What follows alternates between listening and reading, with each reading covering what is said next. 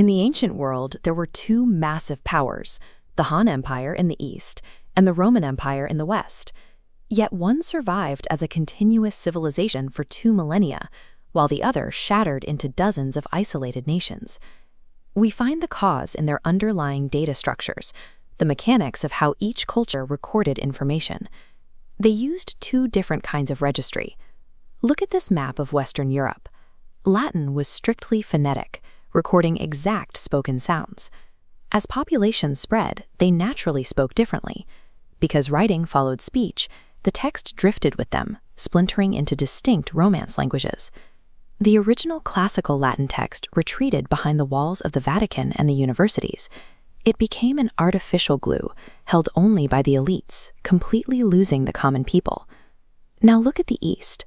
The Han writing system operated on a completely opposing premise. Instead of phonetics, a Han character records meaning. The shape of the word is divorced from the spoken noise. A Cantonese and Mandarin speaker cannot understand each other aloud, but handed the exact same document, they extract the identical meaning. The Han registry was soundproof. Local dialects could drift all they wanted, but the written architecture remained fixed, holding an entire civilization together for 2,000 years. By the 15th century Age of Discovery, nations began weaponizing their documentation to deceive their rivals. Portugal implemented a strict, state-mandated secrecy regime over its oceanic charts and rudders. They locked down the data. King João II utilized this tight control of the geographic record to manipulate Columbus. By selectively feeding information, he nudged the Spanish westward, intentionally buying Portugal time to secure the true route to Asia. That sleight of hand sent Spain straight into the Americas, where they uncovered massive silver deposits, like the mountain of Cerro Rico looming over Potosí. But an influx of capital without strategic infrastructure is a liability. Spain bled its silver wealth straight into continuous, draining wars with the Dutch and the English, defaulting on its debts 4 times. While Spain fought costly European wars, Portugal used the time they stole to master the Volta do Mar. They mapped the deep Atlantic winds, providing the specific data needed to navigate the open ocean. That oceanic insight allowed them to round the brutal southern tip of Africa at the Cape of Good Hope.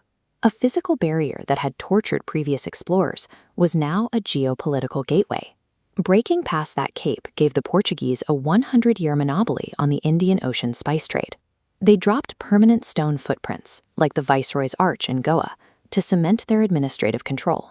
They pushed even further east. The heavy brass cannons and ruins of a Formosa in Malacca prove they enforced a tightly governed, heavily armed trade network across thousands of miles. Portugal's dominance demonstrates that controlling the map and the data was as strategically vital as possessing the physical territory. We can see these exact same forces play out at the micro level. The historical registry leaves physical, verifiable evidence in the words we use today. Take the Canadian coast. The physical geography of Labrador gets its name directly from João Fernandes Lavrador, an Azorean explorer who sighted it around 1498. The vocabulary confirms the historical presence. But rumors that Canada comes from a Portuguese phrase meaning "here is nothing" fall apart against the hard registry. Jacques Cartier recorded the word Kanata in his 1535 journal, proving it comes straight from the local Iroquoian language. This flowchart tracks a bizarre global journey. The word totem began as the Ojibwe word odotum, migrated into English in the 1790s, and then in the 20th century was phonetically adopted into Chinese as tu tung. The documented text always beats the conjecture. The method of verification is sovereign over the person making the claim.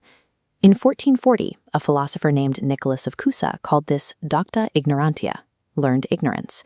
He argued that the highest level of wisdom a person can achieve is a precise awareness of exactly what they do not know. This practice of comparing disparate records is mirrored in how we use artificial intelligence today. It acts as an accelerated registry, a space where we can sit different traditions at the same table to identify where our information is distorted. It is a workshop for making our own errors visible and correctable. We engage with the historical record not to achieve absolute certainty, but simply to walk away 1 nanosecond less ignorant than we were before.